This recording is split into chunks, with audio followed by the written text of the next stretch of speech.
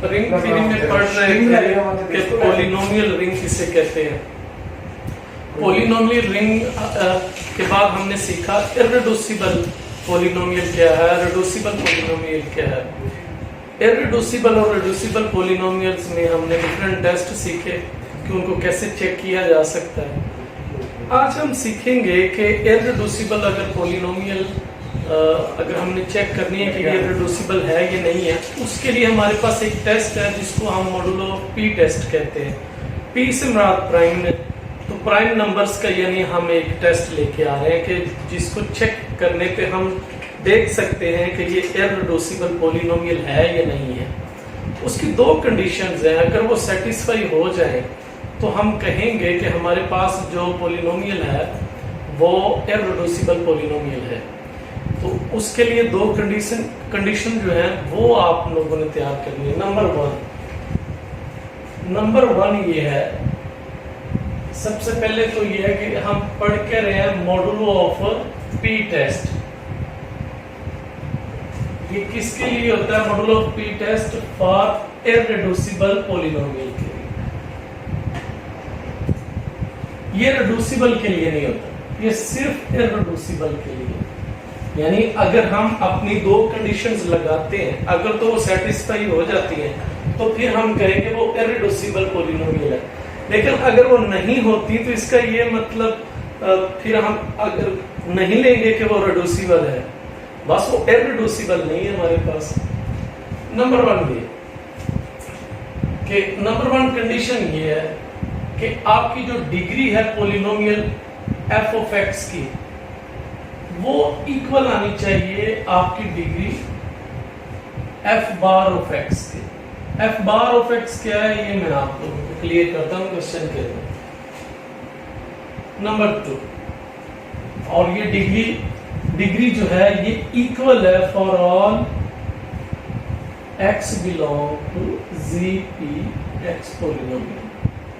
यानी ये जो हमारे पास डिग्री आएगी वहां से हम जो एक्स लेंगे वो पॉलिनोमियल जो आपके सेट ऑफ मॉडुल ऑफ इंटीजर्स है वहां से लिया जाएगा, तो वो उसके हिसाब से हमारे पास ये इक्वल है। दूसरा ये है कि एफ बार ऑफ एक्स जो है वो वैल्यूज आपकी जीरो ना दे for all x belong to g p x. यानी जी पी एक्स में हम अगर वैल्यूज लगाएं प्राइम्स की तो सेट मॉडुलो ऑफ प्राइम की डेफिनेशन क्या है हमारे पास? अगर जी ऑफ पी की बात हो रही है तो इसका मतलब है आपकी जो वैल्यूज है 1 2 3 एंड सो ऑन कहां तक जाएगी? p-1 तक जाएंगी। तो ये x जो लिया जा रहा है आपकी x बिलोंग टू, तो इसका मतलब है x की कोई ना कोई यहां से वैल्यूज ली जा रही है। अगर उन वैल्यूज सारी वैल्यूज के लिए आपका जो एफ बार एक्स है वो जीरो ना आए, किसी भी वैल्यूज के लिए वो जीरो ना आए, अगर दोनों कंडीशन की सेटिस्फाई कर गई तो फिर हम कहेंगे this implies that the given polynomial function is irreducible over g p x इस पॉलिनोमियल। फिर इसको देख लें कि दो कंडीशंस अगर सेटिस्फाई कर गई तो फिर हम कहेंगे कि हमारे पास जो पॉलिनोमियल है वो इररेड्यूसिबल पॉलिनोमियल है। नंबर 1 कि डिग्री आपकी सेम हो जाए, मॉडुलो ऑफ जो है जो डिग्री है आपकी, यहाँ पे आप ये भी लिख सकते हैं मॉडुलो ऑफ पी पे आपकी डिग्री सेम आ जाए। दूसरी कंडीशन क्या है कि एफ बार ऑफ एक्स जो है वो जीरो आ जाए for all x belong to g p x. तो इसको हम एक एग्जाम्पल लेते हैं और वहां से सीखते हैं कि ये हमने जो बातें की हैं ये एग्जाम्पल पे कैसे लागू कर सकते हैं और फिर हम कैसे अखज़ कर सकते हैं कि ये फंक्शन जो है पॉलिनोमियल जो है वो इररेड्यूसिबल है जी पी एक्स पे। हम उसकी एक एग्जाम्पल लेते हैं और इसको सॉल्व करते हैं। एग्जाम्पल हमारे पास ये है, एग्जाम्पल नंबर 1।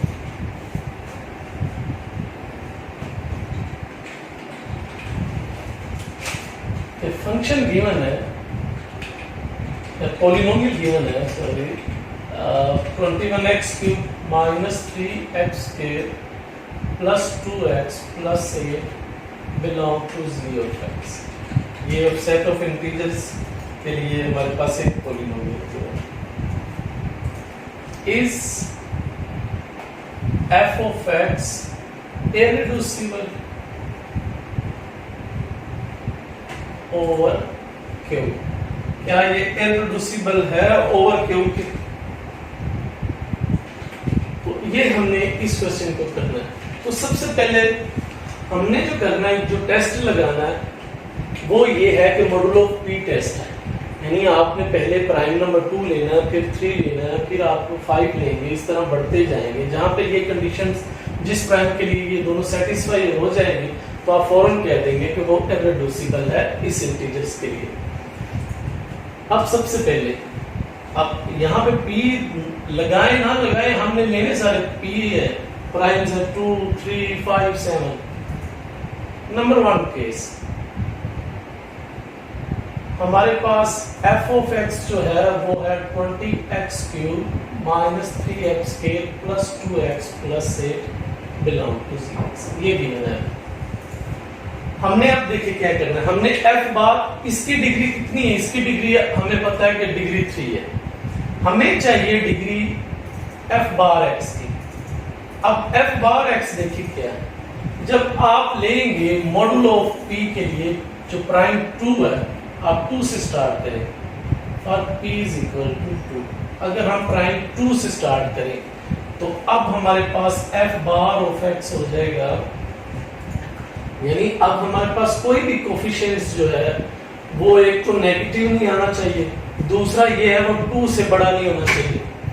अब ये 21 2 से बड़ा है तो आप 2 से डिवाइड कर दे तो हमारे पास जो रिमाइंडर आएगा वो 1 आएगा। अब -3 नेगेटिव आ गया, हमें वो पॉजिटिव में चाहिए, तो इन दोनों को ऐड करते जाएं। 2 - 3 -1 को फिर 2 में ऐड कर देंगे तो +1 आ जाएगा। तो ये आ गया +1x²। आगे ये फिर 2 आ गया, ना 2 आना चाहिए, ना 2 से बड़ी रकम आनी चाहिए और ना नेगेटिव आना चाहिए। तो ये 2 आ गया, तो 2 को 2 से डिवाइड करेंगे तो रिमाइंडर हमारे पास 0 आ जाएगा। अब 8 है, 8 को जब 2 से डिवाइड करेंगे तो रिमाइंडर इज 0। तो ये हमारे पास बन गया x³ + x²। f bar of x हमारे पास ये है, f ऑफ x हमारे पास ये, f ऑफ x ये आ गया, f बार ऑफ x ये आ गया। किसके लिए? प्राइम ऑफ 2 के लिए। तो अब यहाँ पे देखें कि degree of f of x जो है वो इक्वल है degree of f bar of x की। अब दोनों की डिग्रीज जो है वो हमारे पास सेम आ रही है, तो पहली कंडीशन जो है वो हमारे पास सेटिस्फाई हो गई।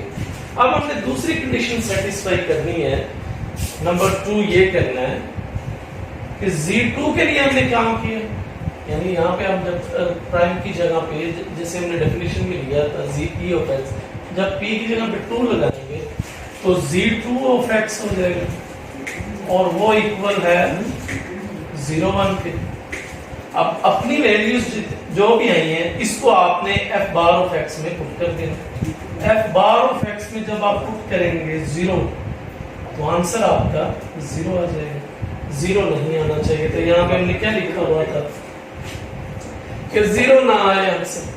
अब 0 नहीं आया, 0 आ गया तो इसका मतलब ये है कि ये 0 आने का मतलब ये है कि ये रिड्यूसिबल पॉलिनोमियल बन जाएगी, इररेड्यूसिबल नहीं होगी। तो this implies that the polynomial f of x is reducible for p is equal to 2। एक रिड्यूसिबल आने का ये मतलब नहीं है कि ये पॉलिनोमियल रिड्यूसिबल हो। फिर हम मजीद उसको प्राइम 3 के लिए चेक करेंगे, फिर प्राइम 5 के लिए चेक करेंगे। किसी एक पे भी अगर ये दोनों कंडीशंस हमारी सेटिस्फाई हो गई तो हम कहेंगे ये हमारे पास इररेड्यूसिबल पॉलिनोमियल है। ये एक रिड्यूसिबल आने का मतलब ये हरगिज नहीं होगा कि हमारे पास पॉलिनोमियल जो है वो रिड्यूसिबल है, जब तक कि सबके लिए रिड्यूसिबल ना आ जाए। तो अब हम नेक्स्ट प्राइम, हमारा जो टेस्ट है वो फेल हो गया, यानी हमारी दोनों कंडीशन सेटिस्फाई नहीं होगी, टेस्ट जो है वो फेल हो। इसका ये मतलब तो नेक्स्ट टेस्ट के लिए हम P3 इस्तेमाल करेंगे। हमारे पास P3 आना चाहिए।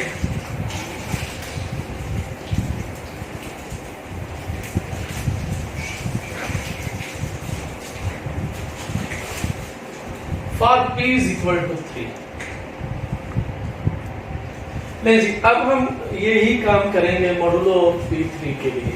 तो सबसे पहले f बार ऑफ x क्या आएगा मॉडुलो ऑफ 3 के लिए, कि ये आपकी px पड़ी, f ऑफ x पड़ा, आप 3 से डिवाइड करते जाए इसके कोफिशिएंट्स को, तो कितना आ जाएगा, पूरा पूरा डिवाइड हो जाएगा।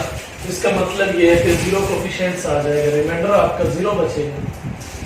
फिर जब आप -3 है और ये माइनस में आ गया, माइनस में जैसे ही आएगा आपने इसके साथ इसको ऐड करते जाना है। तो 3 - 3 जो है वो हमारे पास 0 आ जाएगा, 0x² आ गया। ये तो वैसे 3 से लेस है ये कोफिशिएंट, इसलिए 2x आ गया। अब 8 जो है ये 3 से बड़ा है, तो जब 3 को डिवाइड करेंगे 8 से तो रिमाइंडर आपके पास 2 आ जाएगा।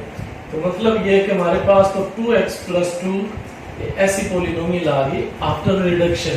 रिडक्शन क्या कि हमने डिवाइड किया है ना उसको, कि हम रिड्यूस कर रहे हैं उसकी पावर्स को, उसके कोफिशिएंट्स को डिवाइड कर रहे हैं। पहले 2 के साथ किया, फिर हमने 3 के साथ किया। अब इससे करने से क्या हुआ कि हमारे पास इस पॉलिनोमियल की डिग्री तो 3 है, इसकी डिग्री हमारे पास 1 है। तो ये तो पहला ही हमारा जो स्टेप है वही फेल कर गया कि degree of f of x जो है वो इक्वल ही नहीं आई degree of f bar of x के। तो इसका मतलब ये, तो ये पहली कंडीशन ही इसमें फॉलो नहीं कर रही, तो इसका मतलब ये है कि जो आपकी पॉलिनोमियल f ऑफ x है वो रिड्यूसिबल नहीं है, is not irreducible. For p is equal to 3। अब हम जाएंगे p इज इक्वल टू 5 के लिए। For p is equal to 5 के लिए, p इज इक्वल टू 5 के लिए अब हमने कोफिशिएंट्स को 5 से डिवाइड करना शुरू कर देना। जब आप 21 को 5 से डिवाइड करेंगे तो आपके पास जो रिमाइंडर है वो 1 आ जाएगा। तो अब हमारे पास f बार ऑफ x जो है वो 1x³ आ जाएगा। अब माइनस आ गया तो आप 5 - 3 ऐड करेंगे तो ये +2 आ जाएगा, तो ये +2x², और ये कोफिशिएंट्स पहले 5 से लेस है तो ये आ गया। इसको डिवाइड करेंगे 5 से तो रिमाइंडर इज 3। तो इसकी डिग्री जो है वो भी 3 है और पॉलिनोमियल की डिग्री भी 3 है। तो इसका मतलब पहला स्टेप तो हमारा ठीक आ गया कि degree of f of x is equal two degree of f bar of x। ये हमारे पास इक्वल। अब हमने दूसरा स्टेप इसके लिए करना है कि सारी वैल्यूज के लिए P5 यानी PZ5 0 से लेके 4 तक की सारी वैल्यूज के लिए f बार ऑफ x जो है वो 0 अगर वैल्यूज ना दे फिर हम कहेंगे कि ये इररिड्यूसिबल। अब हम सारी वैल्यूज को इनफरादी तौर पे पुट करते जाएंगे।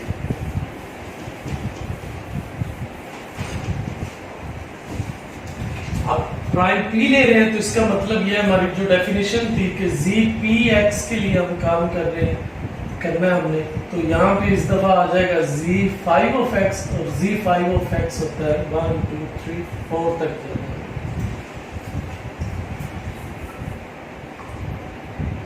Step number Z5 0 1 2 3 and 4।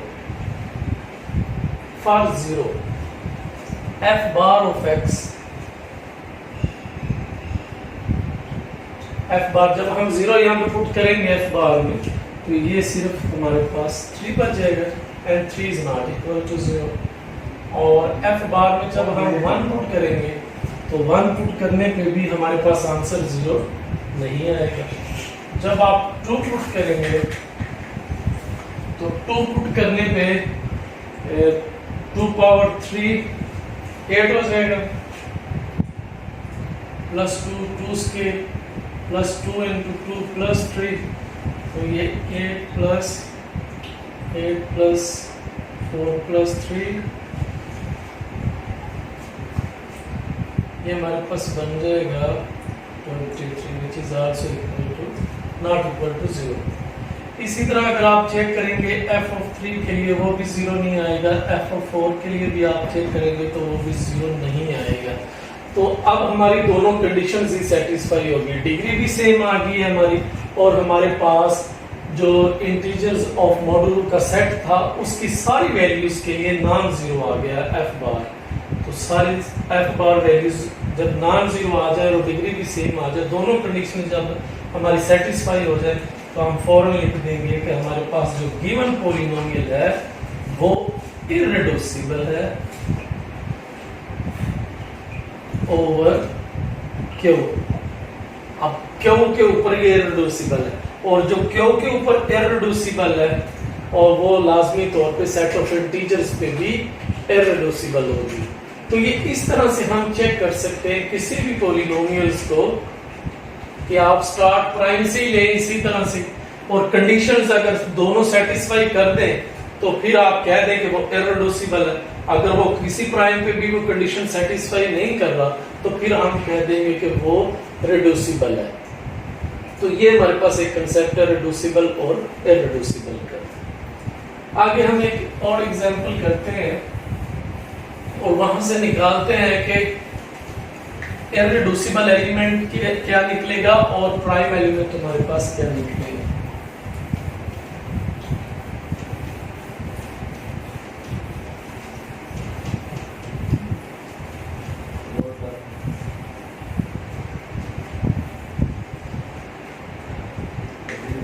हमारे पास एग्जांपल है और एग्जाम के वाले से बड़ी इंपॉर्टेंट एग्जांपल है कि consider the ring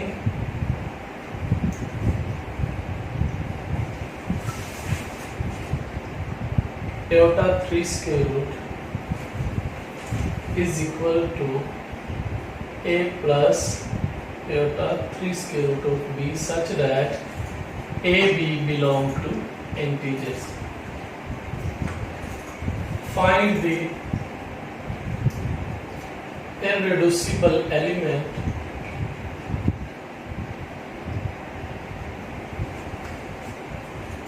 and prime element.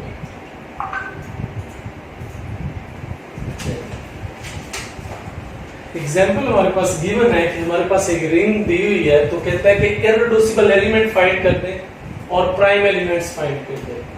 तो सबसे पहले हम इसको सॉल्व करने पे हम कोई ना कोई वैल्यूज ले लेते हैं ए बी की, सेट ऑफ इंटीजर्स में से दो वैल्यूज जो मेरे सामने वो हम लेके इसको सॉल्व करने की कोशिश करते हैं। तो हम लेट ए बी दोनों की वैल्यूज 1 1 ले लें, तो हमारे पास ये मेंबर बन जाएगा 1 plus iota 3 square root of b, जिसके हम फैक्टर बनाएं तो हम इसको लिख सकते हैं a plus iota 3 square root of b into c plus iota 3 square root of d। यानी जिस तरह हम फैक्टर्स बनाते हैं तो उसके हमने लेट कर लिए कि ये फैक्टर्स है, और इसके लिए हमने क्या किया कि हमने a और b की वैल्यूज जो है वो 1 1 लेंगे। यानी यहाँ पे अगर आप उसको करें तो 1 प्लस iota 3 स्क्वायर रूट, तो उसके हमने फैक्टर बना लिए कि लेट इसके फैक्टर हमारे पास ये है। अब हमें जरूरत है a की वैल्यूज, b की वैल्यूज, c की वैल्यूज और d की वैल्यूज को कैलकुलेट करने की। तो इसको हम कैलकुलेट करते हैं कि हम इसको कैसे फाइंड कर सकते हैं। हमें चाहिए इररिड्यूसिबल एलिमेंट। इररिड्यूसिबल एलिमेंट में यूनिट एलिमेंट का होना लाजमी है, यानी +1 आए या -1 आए। और प्राइम एलिमेंट्स में आप लोगों को डेफिनेशन को पता है कि अगर ए डिवाइड कर रहा हो बी सी को, तो लाजमी तौर पे या तो ए बी को डिवाइड करे या ए सी को डिवाइड करे। तो अब हम इसकी तरफ बढ़ते हैं कि हम इसको कैसे कर सकते हैं। अब हम मॉड ले रहे हैं इसका, taking modulus 1 plus iota 3 square root mod 1 plus iota 3 square root b mod c plus iota 3 square root b mod. और हम ये लिख सकते हैं कि z1 इंटू z2 मॉड हो तो हम z1 मॉड अलग कर सकते हैं और z2 मॉड अलग से कर सकते हैं। तो मॉड इसलिए हमने अलग अलग से लिख लिए। अब इसका मॉड लेंगे तो हमारे पास ये 1 स्क्वायर आ जाएगा, 3 स्क्वायर रूट ऑफ स्क्वायर आ जाएगा। और यहाँ से हमारे पास आ जाएगा a square plus 3 square root of b square, और ये हमारे पास आ जाएगा c square plus 3 square root of b square. तो ये हमारे पास वैल्यूज आ गई। यहाँ से हमारे पास ये वैल्यूज आ जाएगी 4, और यहाँ से आ जाएगी ए स्केयर प्लस 3b स्केयर, और ये वैल्यूज आ गई सी स्केयर प्लस 3d स्केयर। तो ये कोई नंबर 1 बना लिया हमने। फिर देखिए हमने किया कि हमने लेट्स सपोज कर लिया इस तरह के नंबर्स जिसमें ये हो रहा है। हमने कहा कि इसके फैक्टर हम कुछ इस तरह से बना सकते हैं। फिर हमने मॉडुलस ले लिया। मॉडुलस लिया तो हमारे पास यहाँ तक हमने वो उसका मोड जो है वो हम फाइंड कर लिया, यहाँ तक कर दिया। और अब हम देखेंगे कि अगर ये वैल्यूज 4 दे रहा है, तो 4 वैल्यूज दे रहा है, तो हमारे पास पॉसिबिलिटीज है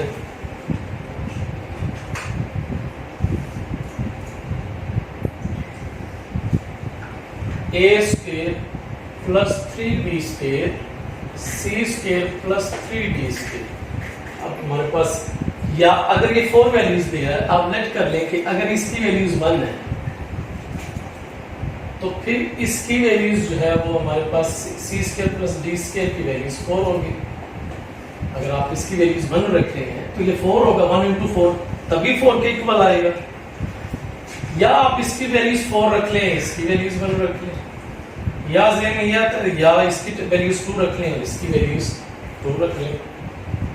तो ये हमारे पास जो पॉसिबिलिटीज है वो हमने लगा ली। तो इनमें से देखें हमारे पास अप्लाई कौन सी हो सकती है। ये कभी भी नहीं अप्लाई हो सकता वैल्यूज। क्यों? क्योंकि इसकी जगह पे आप जो मर्जी इंटीजर्स में से ले लें, ए बी में से, कभी भी वैल्यूज 2 नहीं दे सकता। जो ए बी इंटीजर्स है ना, तो ए बी इंटीजर्स में जो मर्जी वैल्यूज यहाँ पे रख ले, कभी भी वैल्यूज 2 नहीं देगा। ना ये 2 दे सकता है, ना ये वैल्यूज 2 देगा। तो ये तो पॉसिबिलिटीज नहीं है हमारे पास, ना पॉसिबल। तो ये तो हम अप्लाई नहीं कर सकते। अब या तो ये कर सकते हैं कंडीशन, या ये कर सकते हैं। अब इसमें हम यूनिट वाली देख लेते हैं कि इसको एक दफा हम 1 के इक्वल रखें, हम वहां से वैल्यू सी डी की निकालने की कोशिश करते हैं, और एक दफा हम इसको यूनिट रख के सी डी की वैल्यूज निकालने की कोशिश करते हैं। तो हम सबसे पहले ये करने लगे कि इनकी वैल्यूज को हम रखने लगे।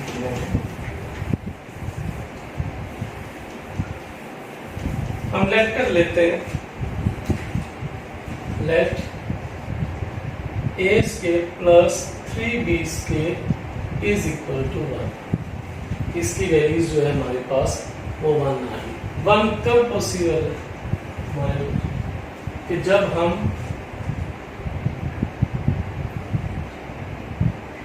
a को प्लस माइनस 1 रख लें और b को 0 रख लें, तब हमारे पास मुमकिन है कि हमारे ये वैल्यूज 1 आ जाए।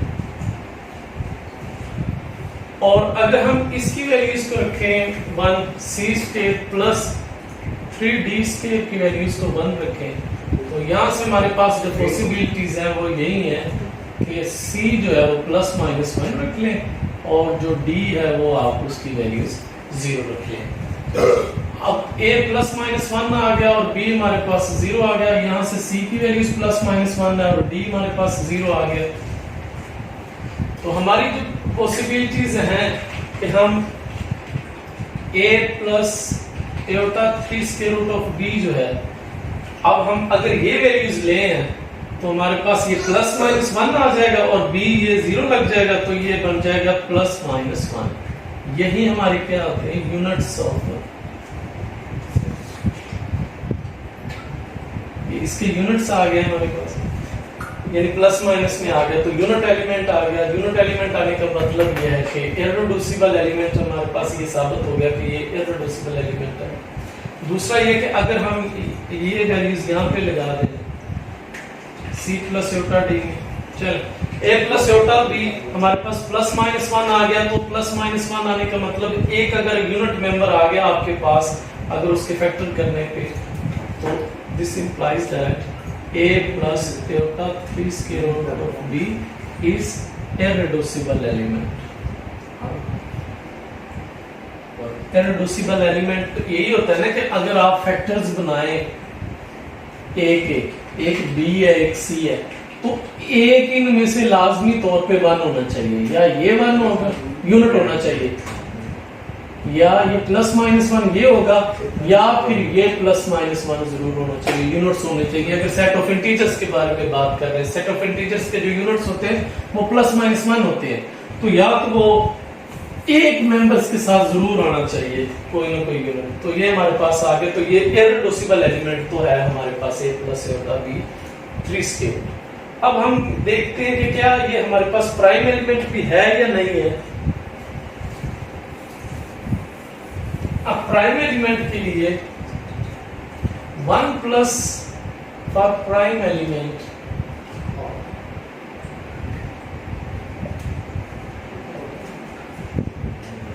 One plus iota 3 square root वो डिवाइड कर रहा है 1 प्लस iota 3 स्क्वायर रूट, ठीक है, ये इसको डिवाइड करता है। और 1 plus iota 3 square root doesn't divide 1 minus iota 3 square root, और ये इसको डिवाइड नहीं करता।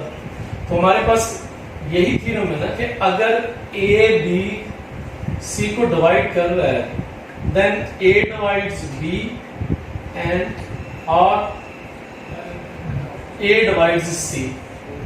अब इस तरह से हम इसको पढ़ते हैं ना कि अगर दोनों को वो कोई एलिमेंट्स दोनों को डिवाइड कर रहा है, दोनों में से किसी एक को डिवाइड कर रहा है और दूसरे को फिर वो डिवाइड नहीं कर रहा, तो फिर हम उसको लिख सकते हैं कि वो उनके प्रोडक्ट को जरूर डिवाइड करेगा। अगर हम इस साइड पे जाएं तो अगर a b को डिवाइड कर रहा है और a c को डिवाइड नहीं कर रहा, तो a डिवाइड लाजमी तौर पे करेगा b c के प्रोडक्ट को, और ये डिवाइड इसको कर रहा है, ये समझ ले b है हमारे पास वेक्टर्स है, और ये इसको डिवाइड नहीं कर रहा, तो इसको फिर डिवाइड करना चाहिए था। This implies that 1 plus iota 3 square root must divides 1 plus iota 3 square root into 1 minus iota 3 square root, तो फिर इसको डिवाइड करना चाहिए था। लेकिन जब हम इसको सॉल्व करते हैं तो 1 प्लस iota 3 स्क्वायर रूट, ये आपके पास आंसर आ जाएगा 4, और 4 इसको डिवाइड नहीं करता, तो इसका मतलब ये है this implies that a plus iota 3 square root या 1 plus iota 3 square root is not prime element. तो ये हमारे पास प्राइम एलिमेंट नहीं है, क्योंकि ये इसको तो डिवाइड कर रहा है और इसको डिवाइड नहीं कर रहा, तो अब ये डिवाइड करना चाहिए था इसके प्रोडक्ट को भी, जैसे कि हमने थ्योरम पे बहस की। लेकिन जैसे ही हम इसका प्रोडक्ट करते हैं तो वो 4 के इक्वल आता है और ये इसको डिवाइड नहीं करता, तो इसका मतलब ये है कि ये हमारे पास प्राइम एलिमेंट नहीं है। तो ये हमारा लेक्चर